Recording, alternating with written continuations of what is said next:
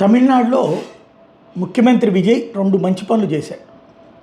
జాతీయ భావం కాదు ప్రాంతీయ భావం ఫస్ట్ అనేటటువంటి పచ్చి పనికిమాలిన వాదాన్ని తెర మీదకి తీసుకొచ్చేటటువంటి ప్రాంతీయ పార్టీల భావజాలాన్ని పక్కన పెట్టి కాస్త బాధ్యతగా వ్యవహరిస్తున్నాడు.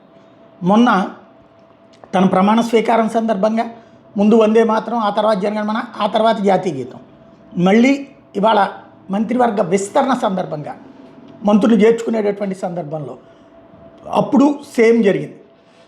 అప్పట్లో ఏదైతే దీని మీద మిత్రపక్షాలంటూ కమ్యూనిస్టులు మరి జాతీయ పార్టీలు వాళ్ళు ప్రాంతీయవాదాన్ని అక్కడ బలపరుస్తారు, జాతీయ గీతం ఎట్లా పాడతారని చెప్పేసి దాన్ని ఆ రోజున వాళ్ళు అబ్జెక్ట్ చేశారు.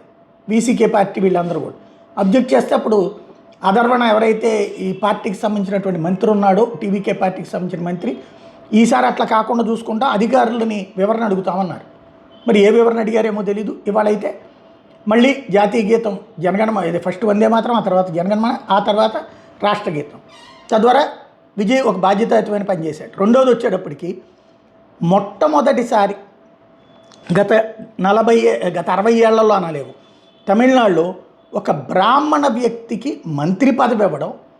అంటే ఇంతకుముందు జయలలిత బ్రాహ్మణ వ్యక్తి ముఖ్యమంత్రి, కానీ దేవాదాయ శాఖకు సంబంధించింది కాదు ఆవిడ. Minister for the Hindu religious charitable endowments HR&CE డిపార్ట్మెంట్కి ఒక బ్రాహ్మణుణ్ణి మంత్రిగా చేశారు. రమేష్ అనేటటువంటి ఆయన శ్రీరంగం నుంచి గెలిచినటువంటి వ్యక్తికి ఈ మంత్రి పదవి ఇచ్చారు. రాష్ట్రంలో మొత్తం 42,000 ఆలయాలు ఉన్నాయి.